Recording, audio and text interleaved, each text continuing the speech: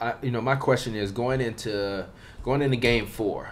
What are the main points of emphasis do you think that the Rockets need to implement? Pray the role players make threes, and that's. I think you also have to get into your offense quicker.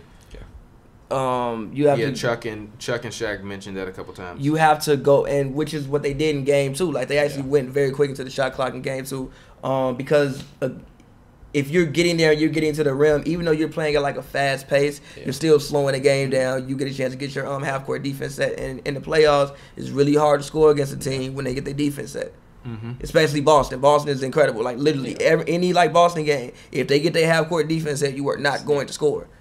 So I think that's the main thing that they have to do. And like you said, just hope that they hit shots. Like so many things that the thing the Rockets do best is hit shots. But that's so like finicky.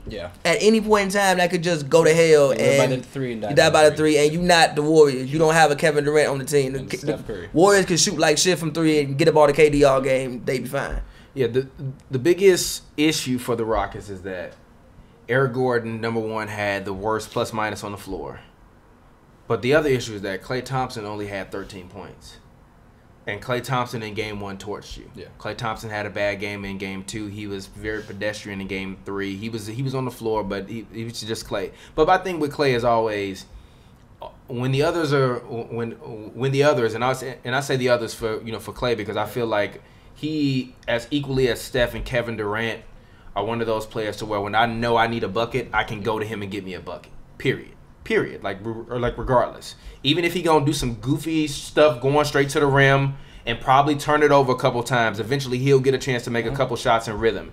And I even mentioned to you during the game in terms about his footwork. His footwork is always top notch. He's always cognizant of where his feet are at and making sure that he's able to make those rotations, be able to turn and then make his shots in stride. So even when he's struggling, I'm not necessarily worried about it because Klay taking 13 shots is not Klay taking 13 shots, probably Klay taking 13 shots on 100 to 125 dribbles.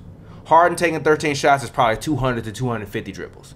Steph taking is probably 150 to 200 dribbles. Kevin Durant might be 100 to 150. But Klay Thompson, in terms of giving him the ball and giving him the opportunities to score, going to take the fewest dribbles. So when he's not making a lot of shots, it's fine because he don't have the opportunity to get in the rhythm. The thing you needed to keep under control was Stephen fucking Curry.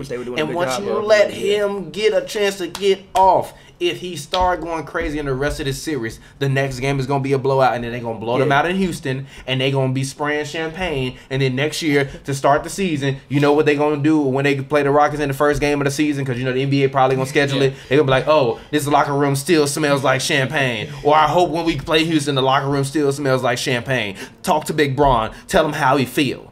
So, hey, they in trouble. Because if Klay have a good game, and let's just say Steph is off again, and Klay fuck around and go for 27. Kevin Durant been giving you 25 a night consistently in his sleep. Also, Draymond didn't shoot well, too. Yes, he did. But Draymond did have a good game, though. Like 16 rebounds, 7 assists. He did have a good game. I think that's still a possibility that Houston can get it together. Like, Houston can shoot. Like, there's a possibility they offense may get hot one night. Also, Harden has to play better. CP3 has to play better. I think they have shown that they are more than capable of playing better. I still don't hate the way Clint Capella played. He actually had the best plus minus on the team. He was minus 10, but everybody else is way below him. So I still think there are things that you can go to the tape and improve upon. I think it's very possible that they may get one more game. Not Game 4 though. The Warriors have won. If they lose Game 4, they're gonna lose in 5. The Warriors have won 16 straight home games in the playoffs. But there's a very real possibility that Houston could break that. I think if Houston's gonna win its Game 5 because they don't want to get 4-1 against the Warriors, they'll play like hell in Game 5. They're gonna play like hell in Game 4. Funny? In terms of the season, technically this series is tied at 3-3. Yeah, we're literally in a dead heat.